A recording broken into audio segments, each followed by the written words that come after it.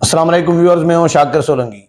Viewers, ایک خبر وفاقی کابینہ سے متعلق کہ وفاقی کابینہ میں کن کن کو شامل کیا جا رہا ہے، کون کون وفاقی وزیر بنیں گے، اور دوسری خبر جو حکومتی اتحاد ہے اس کی کمیٹی صدارتی انتخاب کے لیے بنائی گئی ہے، مذاکراتی کمیٹی جو تمام اتحادیوں کے پاس رات سے حاضریاں لگا رہی ہے، اور اس کمیٹی میں یوسف رضا گیلانی، خورشید شاہ، نوید قمر شامل ہیں۔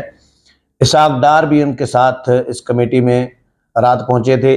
تو مختلف جماعتوں کے ساتھ جو اتحادی جماعتیں ہیں ان کے رہنماؤں کے ساتھ ملاقاتیں بھی کی ہیں، اور اس حوالے سے بتاؤں گا۔ اور اس کے علاوہ ایک قرارداد عمران خان کی رہائی کے لیے قرارداد جمع کرائی گئی ہے قومی اسمبلی سیکریٹریٹ میں، اور عمران خان کے ساتھ کچھ اور پی ٹی آئی کے رہنما ہیں جن کا نام 9 مئی کے واقعات میں، جو 9 مئی کے الزام میں گرفتار ہے، ان کو بھی رہا کرنے کے لیے ایک قرارداد قومی اسمبلی سیکریٹریٹ میں سنی اتحاد کونسل یعنی پی ٹی آئی، دوسرے الفاظ میں پی ٹی آئی، اس نے جمع کرائی ہے، اور پھر ایک ملاقات بھی ہوئی ہے چیئرمین سینٹ کے ساتھ۔ تو یہ 3-4 خبریں ہیں۔ پہلے نون لیگ کے حوالے سے میں آپ کو بتا دوں کہ مسلم لیگ نون نے وفاقی کابینہ پر مشاورت شروع کر دی ہے کہ وفاقی کابینہ میں کون کون شامل ہوں گے۔ فی الحال پہلے مرحلے میں نون لیگ کے اپنے بندے شامل کیے جا رہے ہیں، کیونکہ Peoples Party M Q M بھی ہوگی، ظاہر ہے کاف لیگ کو بھی حصہ دیا جائے گا، جو اتحادی جماعتیں ہیں ان کو بھی ایڈجسٹ کیا جائے گا، لیکن پیپلز پارٹی انکار کر چکی ہے۔ پیپلز پارٹی اس میں پہلے مرحلے میں شامل نہیں ہے۔ ہو سکتا ہے آگے چل کر پیپلز پارٹی دوسرے مرحلے میں وفاقی کابینہ کا حصہ بنے، لیکن فی الحال پہلے مرحلے میں نہیں ہے۔ اور اس میں جو نون لیگ کے ذرائع ہیں وہ بتا رہے ہیں کہ اسحاق ڈار کو وزارت خزانہ دی جائے گی، کیونکہ اسحاق ڈار کو معیشت کا ارسطو سمجھا جا رہا ہوتا ہے۔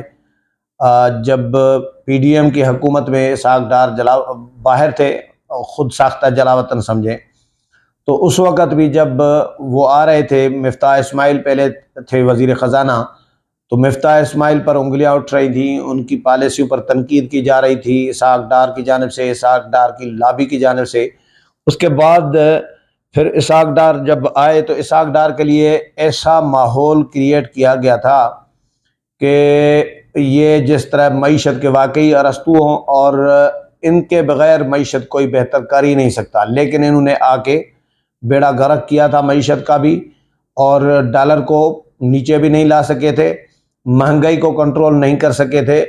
تو کیا ہے کہ ارسطو بھائی، تو اسحاق ڈار بھی ایک ایوریج وزیر خزانہ سمجھیں ہیں، بس وہ اعداد و شمار کا جو گیم ان کو آتی ہے، باقی معیشت سنبھالنا میرا نہیں خیال کہ اسحاق ڈار کے بس کا کام بھی ہے۔ لیکن نون لیگ میں کیونکہ اسحاق ڈار سے زیادہ معیشت کے لیے کہا جاتا ہے کہ کوئی نہیں سمجھتا، اسی لیے متعدد بار وزیر خزانہ رہے ہیں، ظاہر ہے معیشت کو سمجھتے ہیں، لیکن پالیسیاں ان کی اچھی نہیں ہوتی، پالیسیوں پہ تنقید ہوتی ہے، کیونکہ جب مہنگائی کنٹرول نہیں کر سکتے، جب ڈالر کو نیچے نہیں لا سکتے، روپے کا ویلیو نہیں بڑھا سکتے، تو پھر اس ایکسپرٹی کا کیا فائدہ بھائی، کہ معیشت کے ارسطو ہونے کا کیا فائدہ؟ کوئی فائدہ نہیں ہے۔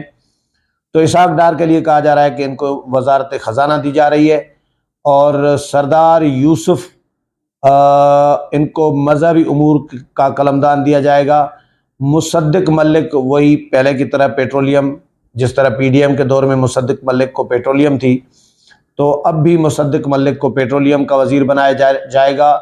طارق فضل چودھری کو کیڈ یعنی اسلام آباد کی جو کیپیٹل ڈیولپمنٹ اتھارٹی کے حوالے سے جو معاملات ہوتے ہیں، یا ایجوکیشن بھی اسلام آباد کی اس میں کیڈ میں آ جاتی ہے، تو اس کا کیڈ کا وزیر بنایا جائے گا۔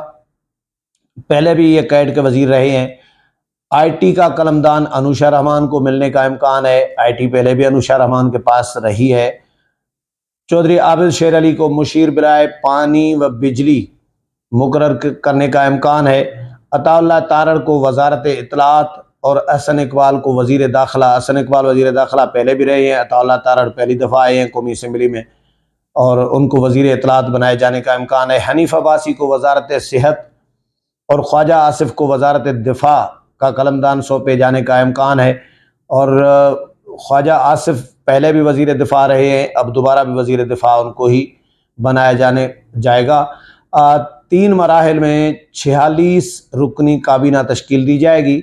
اسحاق ڈار کو کوئی اور اہم عہدہ ملنے کی صورت میں نجی بینک کے سربراہ کو مشیر خزانہ مقرر کرنے کا امکان ہے. اب اسحاق ڈار کو کوئی اور کون سا عہدہ دیا جائے گا، اہم عہدہ، یہ تو نون لیگ کے ذرائع نے کلیئر نہیں کیا، لیکن یہ بھی امکانات موجود ہے کہ نجی بینک کے ایک سربراہ کو مشیر خزانہ بھی لگایا جا سکتا ہے.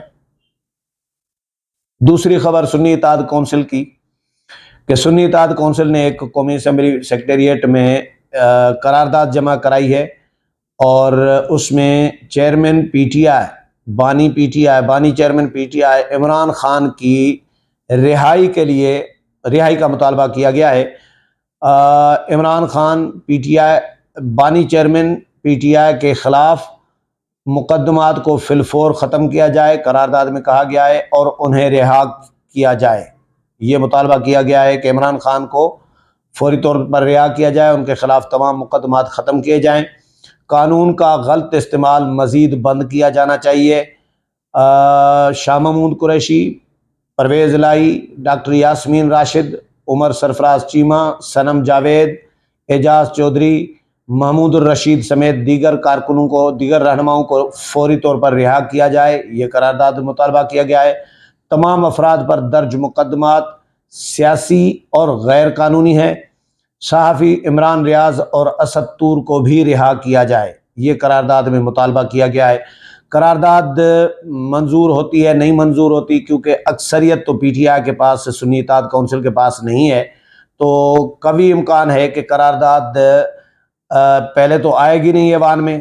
اگر ایوان میں پی ٹی آئی نے، کیونکہ سیکریٹریٹ میں جمع کرائی جاتی ہے، وہ پھر اسپیکر ایجنڈے پر لاتے ہیں، ایجنڈے کے بغیر نہیں آ سکتی. ایجنڈے پہ اسپیکر لاتے ہیں، نہیں لاتے، اگر لاتے ہیں تو بھی یہ مسترد ہو جائے گی، کیونکہ ان کے پاس اکثریت نہیں ہے، اکثریت حکومتی اتحاد کے پاس ہے.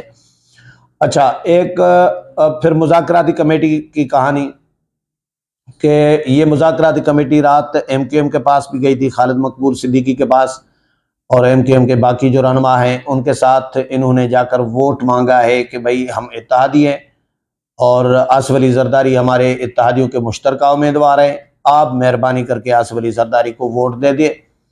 ووٹ تو دیں گے ایم کیو ایم والے، لیکن ایم کیو ایم نے، خالد مقبول صدیقی نے اس کمیٹی کو کہا ہے کہ بھائی آج ہمارا اجلاس ہے ایم کیو ایم کا، رابطہ کمیٹی کا، تو ہم رابطہ کمیٹی کے سامنے آپ کی درخواست رکھیں گے، جو رابطہ کمیٹی فیصلہ کرے گی ہم آپ کو بتا دیں گے. یہ ایم کیو ایم نے جواب دیا ہے. علیم خان کے پاس گئی تھی کمیٹی گزشتہ رات، یوسف رضا گیلانی، خورشید شاہ، نوید قمر اور اسحاق ڈار. تو علیم خان نے ان کو یقین دہانی کرائی ہے کہ بھائی ہم تو اتحادی ہیں، ہم ووٹ دیں گے آصف علی زرداری کو، یہ انہوں نے یقین دہانی کرائی ہے. پھر خالد مکسی صاحب کے پاس گئی کمیٹی، خالد مکسی نے بھی یقین دہانی کرائی ہے. پھر چودھری شجاعت حسین کے فرزند چودھری سالک حسین کے پاس کمیٹی کے ممبران گئے، ان کو بھی درخواست کی ہے کہ آصف علی زرداری کے لیے آپ ووٹ دے دیں، انہوں نے بھی یقین دہانی کرائی ہے. تو یہ ایک فارملٹی پوری کی جاتی ہے کہ ووٹ مانگنے کے لیے، چاہے وہ اپنے ووٹر ہی ہوں، لیکن ان کے پاس اپنے ووٹروں کے پاس جانا ہوتا ہے. تو یہ کمیٹی اس پہ کام کر رہی ہے، آصف علی زرداری کو جتوانے کے لیے اتحادیوں سے ملاقاتیں کر رہی ہے. آج پھر committee chairman senate Sadiq Sanjrani سے بھی ملی ہے، اور چیئرمین سینٹ کے چیمبر میں پہنچی کمیٹی اور صادق سنجرانی سے ملاقات کی. اس میں یوسف رضا گیلانی، اسحاق ڈار، خورشید شاہ، نوید قمر اور اعظم نذیر تارڑ شامل ہیں. اور ملاقات میں بلوچستان عوام پارٹی کے صدر خالد مکسی، سینیٹر عبدالقادر، پرنس عمر احمد زئی بھی موجود تھے. ملاقات میں حکومتی وفد نے صدارتی انتخابات پر حمایت کی درخواست کی صادق سنجرانی صاحب کو، اور بلوچستان عوامی پارٹی نے صدارتی امیدوار پر حکومتی امیدوار کی حمایت کی یقین دہانی کرائی ہے. یہ 4 خبریں تھیں جو آپ کے ساتھ شیئر کی ہیں. امید ہے پروگرام پسند آیا ہوگا. اگلے پروگرام میں پھر ملاقات ہوگی. تب تک اجازت چاہتا ہوں. اللہ حافظ.